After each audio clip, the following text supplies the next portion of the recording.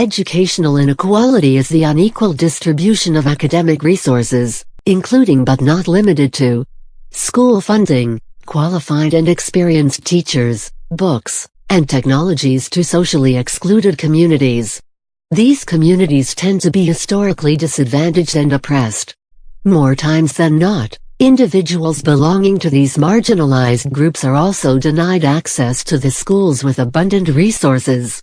Inequality leads to major differences in the educational success or efficacy of these individuals and ultimately suppresses social and economic mobility.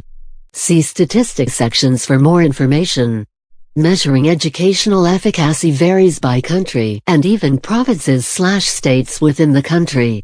Generally, grades, GPA scores, test scores, dropout rates, college entrance statistics, and college completion rates are used to measure educational success. These are measures of an individual's academic performance ability.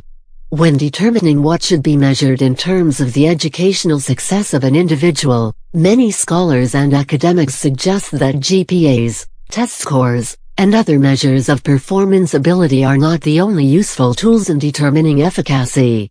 In addition to academic performance, attainment of learning objectives, acquisition of desired skills and competencies, satisfaction, persistence, and post-college performance should all be measured and accounted for when determining the educational success of individuals.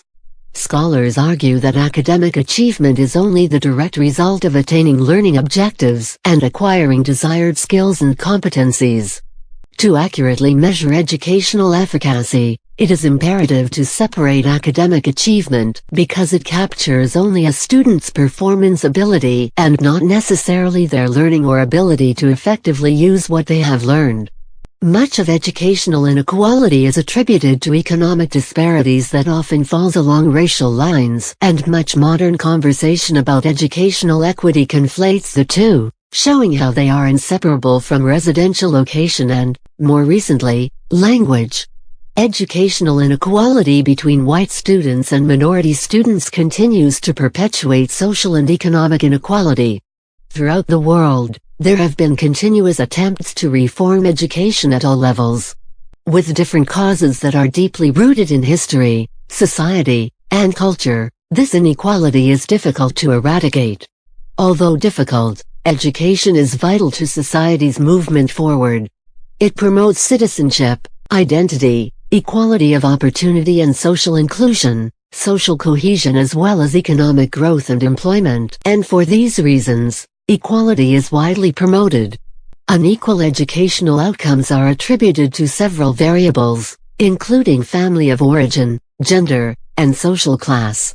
Achievement, earnings, health status, and political participation also contribute to educational inequality within the United States and other countries.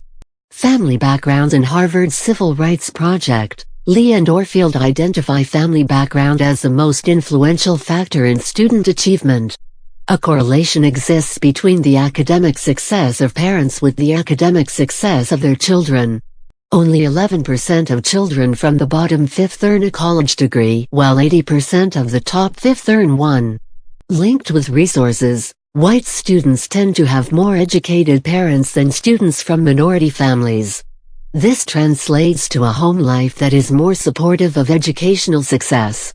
This often leads to them receiving more at-home help, have more books in their home, attend more libraries, and engage in more intellectually intensive conversations. Children, then, enter school at different levels. Poor students are behind in verbal memory, vocabulary, math and reading achievement, and have more behavior problems. This leads to their placement in different level classes that tracks them. These courses almost always demand less from their students, creating a group that is conditioned to lack educational drive. These courses are generally non-college bound and are taught by less qualified teachers. Also, family background influences cultural knowledge and perceptions. Middle-class knowledge of norms and customs allows students with this background to better navigate the school system. Parents from this class and above also have social networks that prove to be more beneficial than networks based in lower classes. These connections may help students gain access to the right schools, activities, etc. Additionally, children from poorer families, who are often minorities, come from families that distrust institutions. America's history of racism and discrimination has created a perceived and/or existent ceiling on opportunities for many poor and minority citizens. This ceiling muffles academic inspirations and muffles growth. The recent and drastic increase of Latino immigrants has created another major factor in educational inequality. As more and more students come from families where English is not spoken at home, they often struggle with overcoming a language barrier in addition to simply learning subjects. They more frequently lack assistance at home because it is common for the parents to not understand the work that is in English. Furthermore, research reveals summer months as crucial time for the educational development of children. Students from disadvantaged families experience greater losses in skills during summer vacation.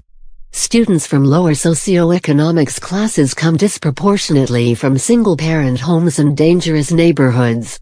15% of white children are raised in single-parent homes, and 10% of Asian children are.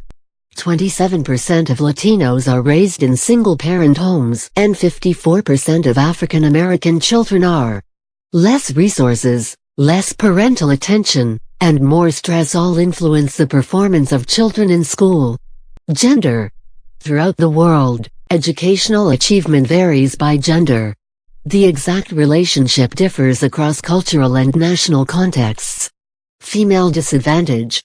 Obstacles preventing females' ability to receive a quality education include traditional attitudes towards gender roles, poverty, geographical isolation, gender-based violence, and early marriage and pregnancy.